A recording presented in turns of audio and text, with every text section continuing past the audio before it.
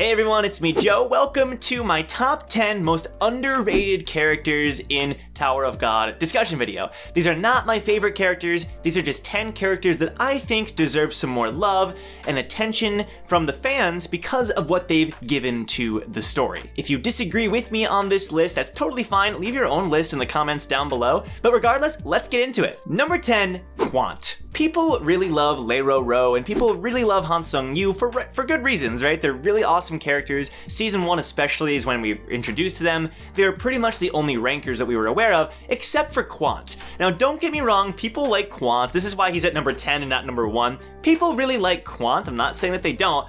However, Quant honestly contributed so much to the story, like so much more than you realize if you actually go back through season 1 and even parts of season 2.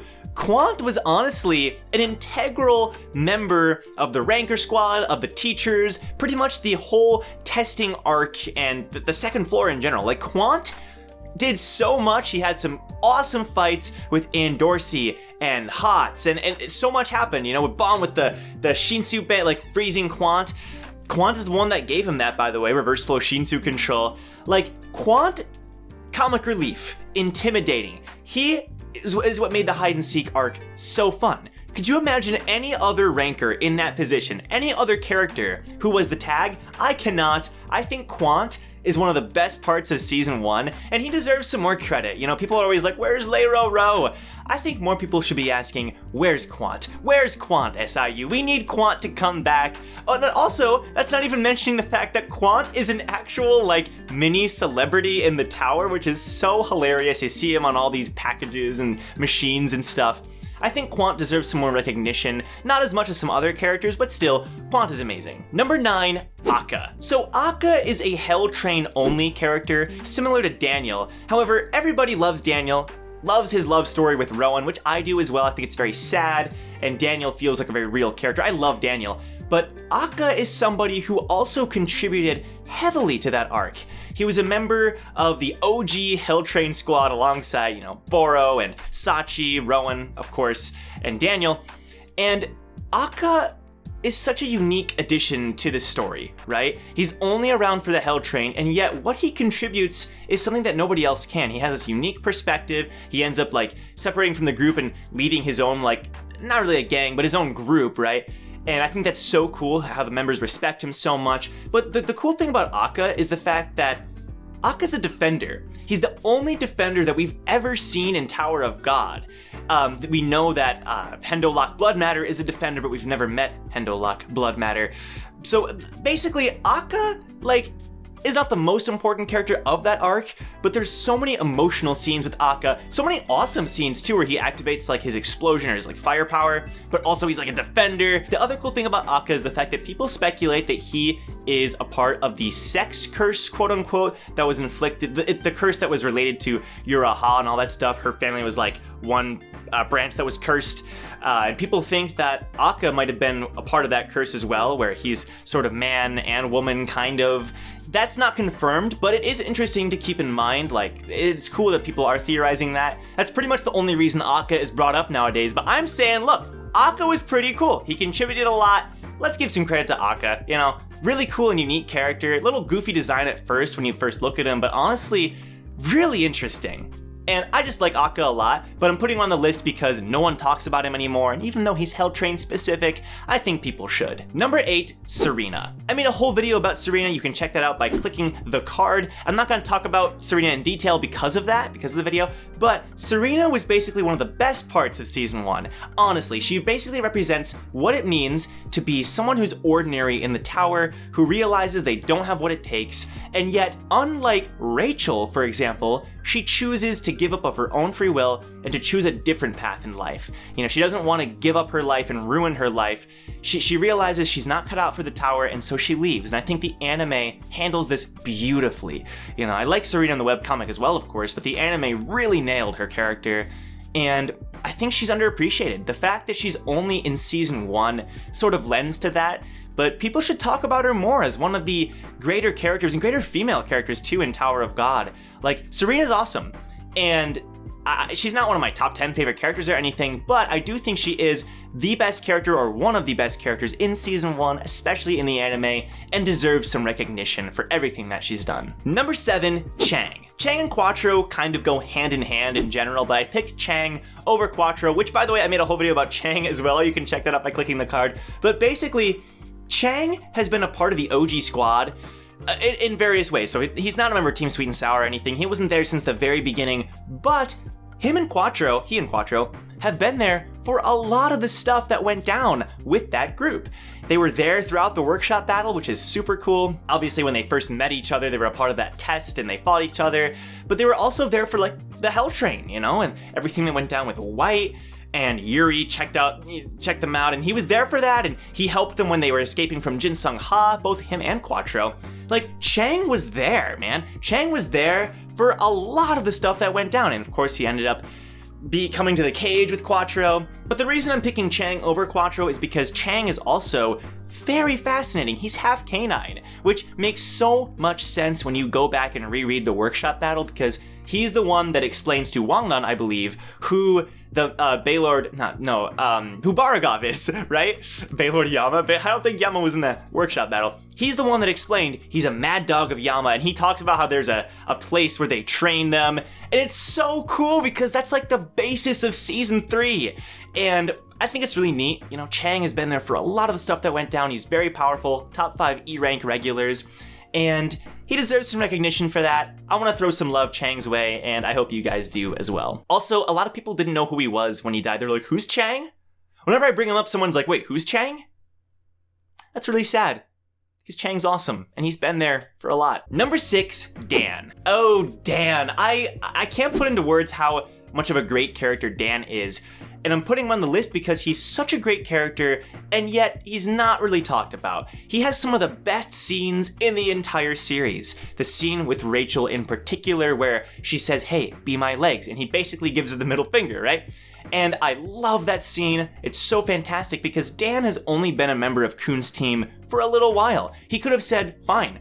Or he could have ran away, like, after he said he agrees, but instead, he stays loyal to Kuhn's team. You know, he says, F you, basically, and she cuts up his legs because of it. This is horrible, but this doesn't get him down. He continues on to the workshop battle, and even though his legs are never gonna be the same again, he keeps going. And Dan has been there, again, for a lot of the stuff that have gone down, and people like Dan, but he's only brought up like when people are like rereading the chapters. Nobody's saying, where's Dan? I want Dan to come back. Nobody's giving love to Dan, and yet Dan's the man. Can we get hashtag Dan the man in the comments? His speed is also just like a really interesting facet. He's pretty much the only character who's solely based on speed. And I love the fact, again, he was only a part of the team for a little while, and yet he was so loyal. And for such a minor character, seemingly, he really contributed so much to the story.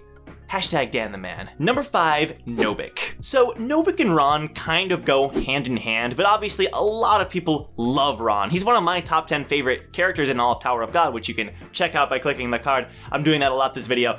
Nobic... But Nobic doesn't get that same amount of love. And I agree, you know, Ron has a lot more cool moments. His fight with Anok, his fight with Anietta, the fact that he's a member of the Kuhn family, like sure, he deserves that love. But Nobic has also done some amazing things. I love the fact that him and Ron were the ones who fought Horyong and Kasuno, and they were kidnapped by Fug and put on the team. And the scene where where Reflejo finally takes off their shackles, and he's like, oh, Reflejo says, don't do anything dangerous, and Nobic says, oh, like this, and he's about ready to attack him. Like, those scenes are what make Nobic. Nobic isn't a major character, he isn't like an integral part of the story, but he's the guy that you can rely on. And they rely on him a lot throughout the story, especially in the workshop battle. I love the scene where after Bomb is reunited with his friends, Rack and Dorsey and everything, he realizes that Nobic is the one that made it possible. He's the one that got Shia drunk. He's the one that made sure Reflejo wasn't in the area. Like, dude, Nobic is being forced to be on this Fug team, and yet him and Ron are like buddy with Viole. Like, that's so cool. That's so cool. I absolutely love that. I think Nobic deserves some more recognition, and I agree that like he hasn't been around in a while and hasn't done that much recently, but he's still such a bro, and deserves some more love. Maybe not as much as Ron, but can we take some of that Ron love and give it to Nobic? Because I think he deserves it. Number 4, Ren. Now you may be like, what? Lopo be a Ren? What do you mean, Joe? Ren, people talk about Ren, but honestly, the fact that Ren was the secondary antagonist of season 1, like enough, nobody talks about that. Like after seeing season 1 of the anime and doing season 1 of the dub and rereading it countless times, Ren is such a good villain. He's such a good villain because you don't really expect such a goofy looking sheep costume character to be such an intimidating bad guy, but he is. Like Ren is scary. This guy terrifies me, right? Like when he beats a knock and he's just like stepping on her throat and she's like coughing up blood, it's like, jeez, Ren, what the frick? You know? And with Han Sung and everything, like Ren, honestly, is one of the better villains in Tower of God, in my opinion. Like, he doesn't have as much crazy backstory or anything, but as far as like intimidation factor goes, Ren is such a hateable villain. You know, you're so excited for Yuri to beat him to a pulp, and that says a lot. That means that Ren served his purpose as a very good villain in season 1, and yet, when people talk about their favorite villains, no one mentions Ren. And that's really sad, because Ren is honestly a fantastic villain. Let's give some villain love to Ren. I think he deserves it. And I want to see him come back so bad. We're at the top 3 now, and some of these may surprise you, particularly number 3. Number 3, Boggess. Who? For those of you who do not remember, Boggess is an integral part of the Hidden Floor arc. This arc is really interesting. I think it's one of the more creative settings in Tower of God, data people and stuff. Boggess is pretty much the main character who is purely data. Like he isn't someone who's based off somebody else, like Han Sung or Edwan or Mashini. He is a data person. Pure data, that's it. I think that's super interesting. And he adds a lot, like, I think the fact that he is pure data is what makes him such a unique character, but I like that we were able to hear his thoughts and come from his perspective. He's a really good friend with Han Sung-yu. Everything that goes down with his data family, he sees his wife killed in front of him, and even like his past, he was a wandering minstrel who tried to sing songs about how the big breeders are bad guys, whatever, and they like freaking cut up his mouth because of like Boggess.